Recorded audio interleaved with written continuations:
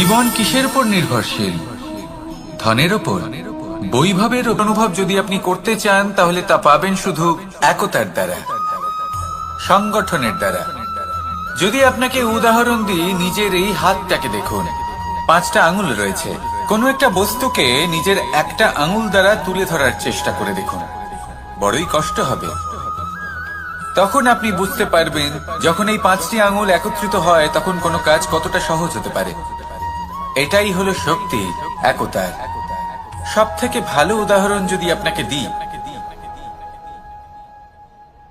তাহলে বাঁশি। এই বাঁশি থেকে অত্যন্ত মধুর সুর নির্গত হয় যা সবার মন প্রসন্ন করে দেয়। এই কথা সত্যি, কিন্তু এই বাঁশি আমি একটা বা দুটো আঙুল দিয়ে বাজাতে পারবো না।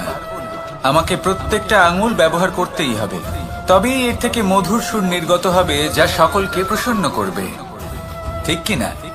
ঠিক এইভাবেই যদি আপনি চান যে আপনার জীবনরূপী বাঁশি থেকেও মধুর সুর নির্গত হোক বা সবার মনকে প্রসন্ন করে তুলুক, তাহলে আপনাকেও জীবনে একতা নিয়ে আসতেই হবে।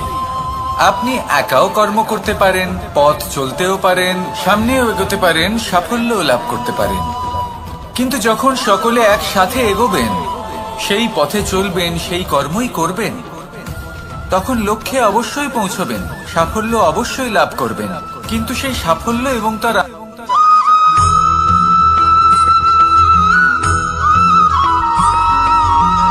এই সংসারে সব থেকে বেশি কোমল বস্তু হলো রেশম। এই রেশম এতটাই কোমল হয় যে এর পুরো একটা থান শুধুমাত্র একটা হাতে ধরা সম্ভব। কখনো ভেবে দেখেছেন এই রেশম কিভাবে হয়? একটি কীট তার লালার দ্বারা উৎপন্ন হয়। এই কীট সেই রেশমকে পাক দিতে থাকে, পাক দিতেই থাকে, আর আস্তে আস্তে তার মধ্যেই জড়িয়ে পড়ে।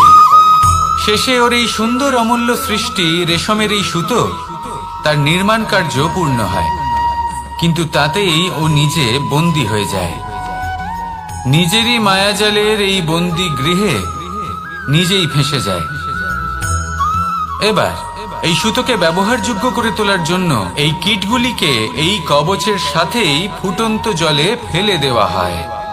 এই সংসারে যদি আমাদের স্বপ্ন এই সংসারের দুঃখ হরণ করার জন্য, এই সংসারে সুখ বিতরণ করার জন্য হয়, তবেই আমাদের প্রগতি সম্ভব।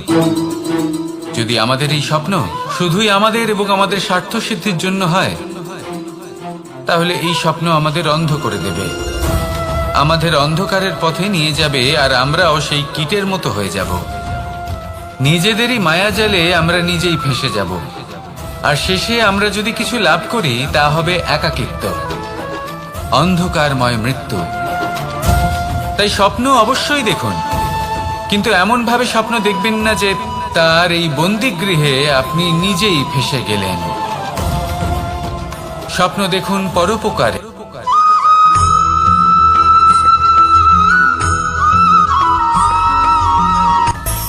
মানুষের মধ্যে একটা বিচিত্র প্রবৃত্তি থাকে, অন্য সকলের বিষয়ে, তাদের জীবনের বিষয়ে, তাদের ব্যক্তিত্বের বিষয়ে, তাদের ভবিষ্যতের বিষয়ে অনুমান করা। এটা হলো অনুচিত। কারোর অতীতকালকে দেখে লোকে ভবিষ্যৎ বলে দিতে পারেন, বর্তমানকে দেখে ভবিষ্যতের বিষয়ে অনুমান করে ফেলেন। উদাহরণ দিতে হলে বলবো, কোনো দাসকে দেখুন, ওকে দেখে লোকে বলে যে ওর ভবিষ্যৎ সেটাই হতে পারে, অনুমান করে ফেলেন। আর এই রাজাকে দেখুন, উনি তো কত সুখী হবেন, উনি তো জগতের সব থেকে অধিক সুখী মানুষ, কত সুখ সুবিধা আছে ওনার কাছে, ধারণা করে ফেলেন। তবে সত্য তো এটাই যে কারোর ব্যক্তিত্বের বিষয়ে, তাদের ভবিষ্যতের বিষয়ে আপনি পূর্ণ সত্য কখনোই বলতে পারবেন না, শুধু অনুমান করতে পারবেন। আর এই অনুমান করে সত্যি কোনো লাভ হয় না, কারণ এই কাল সেটা হলো অত্যন্ত শক্তিশালী। কালো থেকে কালোতর কয়লাকেও হিরেতে পরিণত করতে পারে, অনেক বড় বড় রাজাকেও বিদূষক বানিয়ে ফেলতে পারে এক মুহূর্তেই। তাহলে আপনি অনুমান করে কি লাভ? কি পেলেন অনুমান করে? সেই জন্য কারোর বিষয়ে কোনো অনুমান করবেন না, তার ভবিষ্যতের বিষয়ে অনুমান করতে যাবেন না, কারোর বিষয়ে কোনো ধারণা করে নেবেন না। কিছু করতে হলে ভালোবাসুন, সবার মধ্যে ভালোবাসা ছড়ান, সবার মধ্যে ধন্যাত্মক ভাব ছড়ান। এই মন প্রসন্ন হয়ে বলবে রাধা রাধা।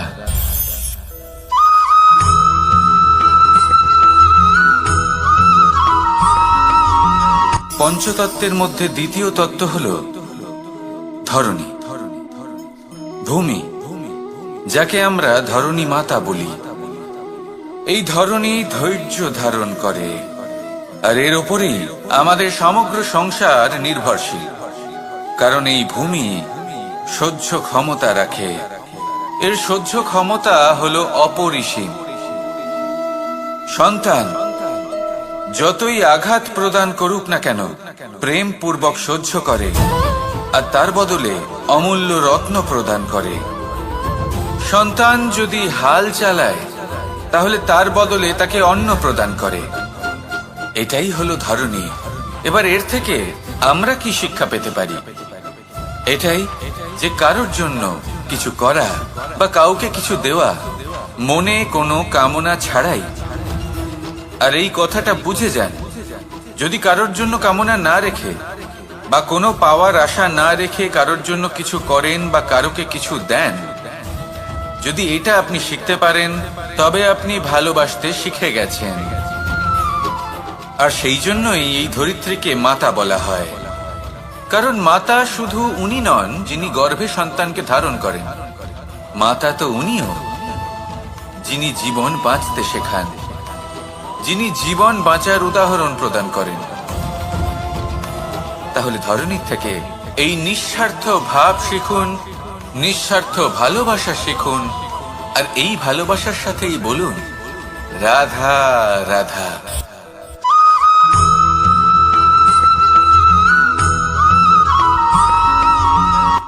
সংসারে আমাদের জীবনে যখন কোনো সুখ বা দুঃখ আসে, তার জন্য আমরা কাউকে না কাউকে অবশ্যই দায়ী করে থাকি, তাই না? এই ব্যক্তি আমাদের সাথে এরকম কাজ করেছেন, তাই আমার সাথে এমন হলো। ওই ব্যক্তি যদি এমনটা না করতেন, তাহলে আজ আমি ওই স্থানে পৌঁছতে পারতাম। সবই আপনার দৃষ্টিভঙ্গির ওপর নির্ভরশীল। আর যদি আপনার দৃষ্টিভঙ্গি এমন হয়, তাহলে তা অনুচিত। সত্যি কথা বলতে এই সংসারে ভিন্ন ভিন্ন ধরনের মানুষ আছে। এটা আপনার উপর নির্ভর করছে কিভাবে তাদের স্বাগত জানাবেন। একবার ভাবুন, আমি আমার দুটো হাত সামনে নিয়ে এলাম, দুটো মুঠো খুলে দিলাম।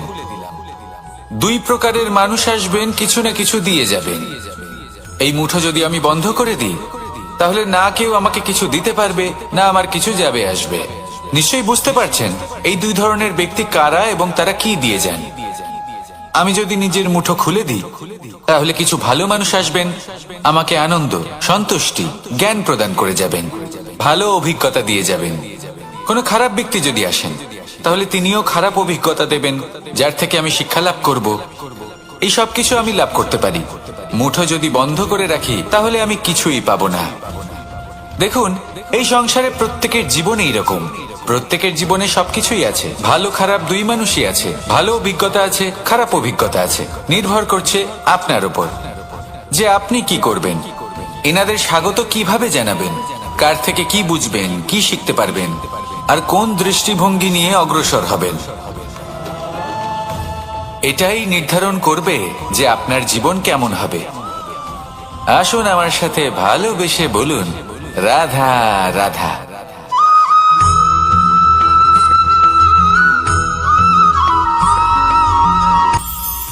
এটা হলো ধান গাছ। এর থেকে যে চাল উৎপন্ন হয় তা মানুষ গ্রহণ করেন। আর এটা কি? এ হলো জংলি ঘাস।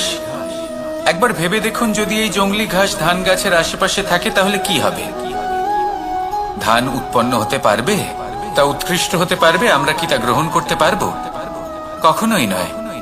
এই জংলি ঘাস ধানকে নষ্ট করে দেবে, কিন্তু নিজে জীবিত থাকবে। এটাই হলো আজকের শিক্ষা।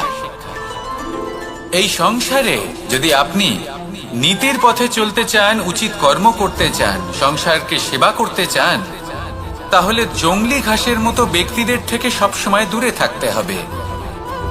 সেই ব্যক্তি যারা দুর্নীতি এবং মিথ্যা দ্বারা পরিপূর্ণ, যাদের ব্যবহার অশুভ, যাদের অনেক অশুভ গুণ রয়েছে, তারা সঠিক নয়। সেই সকল ব্যক্তি যাদের চরিত্র অত্যন্ত দুষ্ট হয়, তারা হয় শুভ চরিত্রের ব্যক্তিকে একদম নষ্ট করে দেয়, নয় নিজের মতো বানিয়ে তোলে। তাই যদি আপনি নীতির পথে চলতে চান, এই সংসারের জন্য শুভ কর্ম করতে চান, তাহলে সেই সঙ্গ লাভ করুন যে সঙ্গ জ্ঞানে পরিপূর্ণ, যাদের মধ্যে অনেক গুণ আছে, যাদের থেকে প্রতিদিন কিছু শিখতে পারবেন। এমন ব্যক্তির সাথে জীবন অতিবাহিত করুন। দুরাচারীদের থেকে দূরে থাকুন। তবেই এই মন প্রসন্ন হয়ে বলবে, রাধা রাধা।